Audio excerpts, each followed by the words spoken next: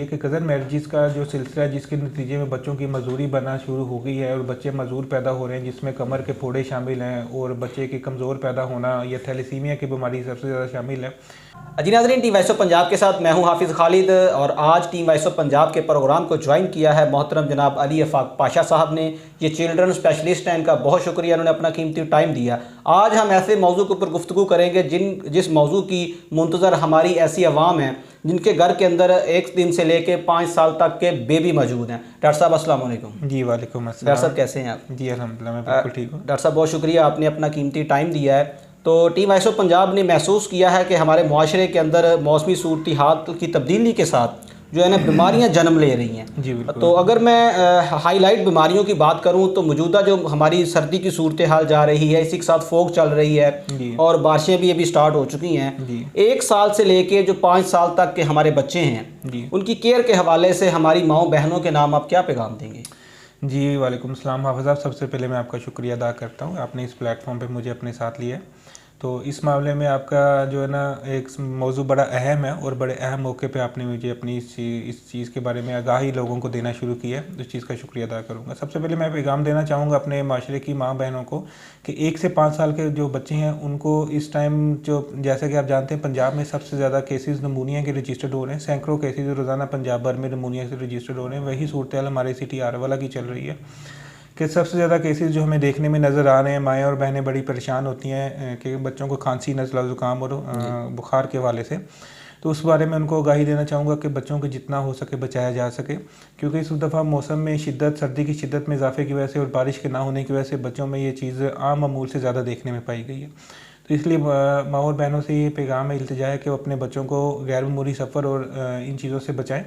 और दूसरा ये कि उनके लिबास, गर्म लिबास का इस्तेमाल करें, गर्म खुराक का इस्तेमाल करें ताकि इन सर्दी की शिद्दत से बचा जा सके और बीमारी से महफूज रहा जा सके। डॉक्टर साहब, यहाँ पे एक अहम सवाल ये भी बनता है कि जो हमारी माएँ हैं जो बच्चों को दूध पिलाती हैं, अगर वो अपनी केयर नहीं करेंगी तो इफेक्ट तो बच्चों पे भी आएगा। बिल्कुल। उनके नाम क्या पैगाम? इन मामले में मैं यही सबसे पहले आपको कहना चाहूँगा कि माएँ जो हैं वो अपने बच्चों के करीब तो रहना, सबसे ज़्यादा घर की जिम्मेदारी और बच्चों की जिम्मेदारी माओं पे आती है। तो अगर वही अपने आप को महफूज ना रख पाएंगे और वही अपने बीमारी से महफूज ना रहेंगी तो बच्चे के लिए संभालना मुश्किल हो जाएगा।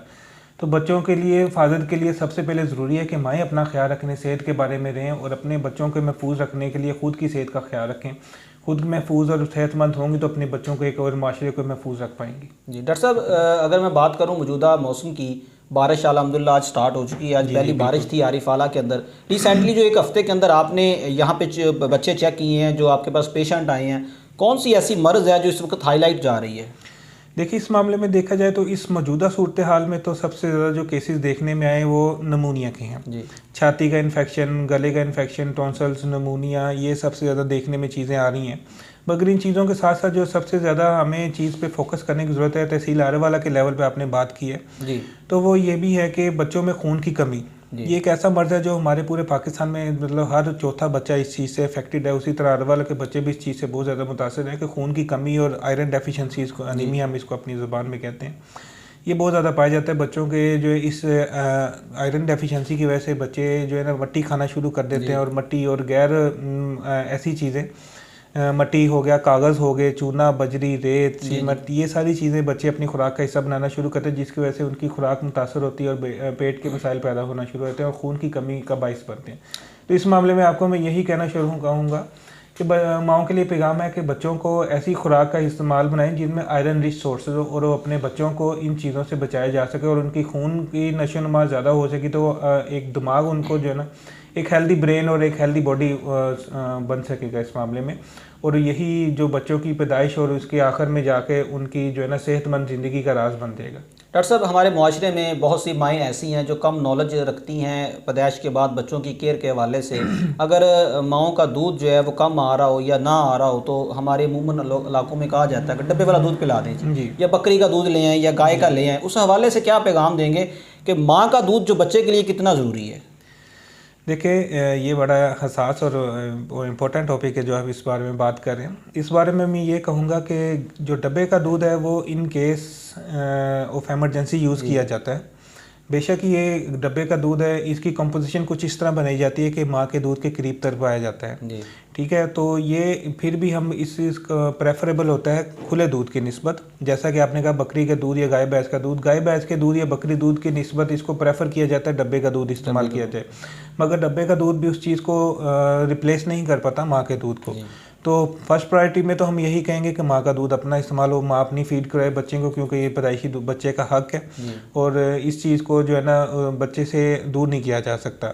इन केस ऑफ इमरजेंसी अगर बच्चा जो है माँ के ऑपरेट के फौरी बाद अगर दूध नहीं उतर पा रहा है या किसी और वजूहात की बिना पर माँ अगर दूध नहीं बना पा रही, तो उस लिए फिर उस सिचुएशन में डब्बे का दूध इस्तेमाल किया जा सकता है, मगर ये फिर भी मैं कहूँगा कि प्रेफरेबल है खुले गाय और भैंस के दूध की निस्बत डब्बे वाला दूध। जी डॉक्टर साहब, हमारे माशरे में एक बात ज़्यादा जो हमें नज़र आई है, आपने भी सुनी होगी, आपका शोबा है माशाल्लाह, कि कज़न मैरिज के हवाले से हमारे काफ़ी दोस्त जो हैं वो परेशान होते हैं। कहते हैं कि पहली जो बच्चे की पैदाइश होती है, दूसरी या तीसरी, बच्चे में फोड़ा कमर में होना या उसके बाद आई साइट का मसला होना, बच्चे को दिमागी कमज़ोरी का मामला होता है। इस हवाले से आपकी जो रिसर्च क्या कहती है कि कज़न मैरिज में वाकई ही कोई मामला है ऐसा? देखिए, कज़न मैरिज का जो मामला है बड़ा हसास है। हमारे इस प्लेटफॉर्म के ज़रिए मैं हमारी सोसाइटी को और इवन के गवर्नमेंट ऑफ पाकिस्तान को भी ये पैगाम देना चाहूँगा कि गवर्नमेंट ऑफ पाकिस्तान को इस मामले में जो है ना एक्शन ज़रूर लेना चाहिए कि कज़न मैरिजेस का जो सिलसिला है जिसके नतीजे में बच्चों की मजदूरी बनना शुरू हो गई है और बच्चे मजदूर पैदा हो रहे हैं, जिसमें कमर के फोड़े शामिल हैं और बच्चे के कमज़ोर पैदा होना या थैलेसीमिया की बीमारी सबसे ज़्यादा शामिल है। तो इस मामले में हमारे इलाकों में ब्लड बैंक भी ना होने के बराबर हैं, जिसकी वजह से माँ बाप बड़े मुतासर होते हैं और उनको अपने घर की जो चीज़ें बेच के बच्चों के लिए खून ख़रीदना पड़ता है। तो इस मामले में ये है कि जो कज़न मैरिजेस हैं इस मामले को रद्द करना चाहिए, इस चीज़ को चेन को टूटना चाहिए, नस्ल दर नस्ल कज़न मैरिजेस के जो सिलसिले हैं इस चीज़ को ख़त्म होना चाहिए ताकि ये एक चेन टूटे और इंटरकास्ट मैरिजेस का सिलसिला ख़त्म हो और बच्चों को मजदूरी से बचाया जा सके। डॉक्टर साहब, वक्फे के लिहाज से अगर मैं बात करूं तो हमारे मुआशरे में ये चीज़ें भी बड़ी जो है ना वो कॉमन नज़र आती हैं। कोई कह रहा है वक्फा इतना होना चाहिए बच्चे में, कोई के साइंस क्या कहती है, हमें हमारी मेडिकल क्या कहता है। देखिए, इस मामले में मैं आपको यही कहूँगा कि हमारे गवर्नमेंट ऑफ पाकिस्तान और गवर्नमेंट ऑफ पंजाब में हर बेसिक लेवल पे, BHU लेवल पे और RSC लेवल पे हमारे जो टीम्स प्रोवाइड की गई हैं जो कि इस मामले में पूरी की पूरी इन्फॉर्मेशन हर गांव में और हर शहर में इंफॉर्मेशन भी देती हैं, लोगों को गाइड भी किया जाता है, फैमिली प्लानिंग के बारे में गाइडेंस और इसकी पूरी एक जो है ना टीम आपको इस चीज़ की इन्फॉर्मेशन दे रही होती है। तो इस मामले में ये है कि कम से कम बच्चे जो है ना आपके लिए एक हेल्दी लाइफ और हेल्दी ज़िंदगी का वो एक ज़रिया बन सकते हैं। बेहतर यह है कि कम बच्चे पैदा करें और ताकि आपकी फैमिली के ऊपर एक स्ट्रेस कम हो, आपकी फैमिली के ऊपर एक बर्डन कम हो, आपकी जिम्मेदारी आपको संभालने के लिए आसानी हो। कम बच्चे होंगे तो आपका घराना खुशहाल बेहतर पैदा हो सकेगा। डॉक्टर साहब, लास्ट के ऊपर मेरा आखिरी सवाल, आपका टाइम भी माशाल्लाह बड़ा कीमती है, मरीज़ बाहर बैठे हैं आपका वेट कर रहे हैं। डॉक्टर साहब, हमारी माँ बहनों के नाम क्या पैगाम देंगे?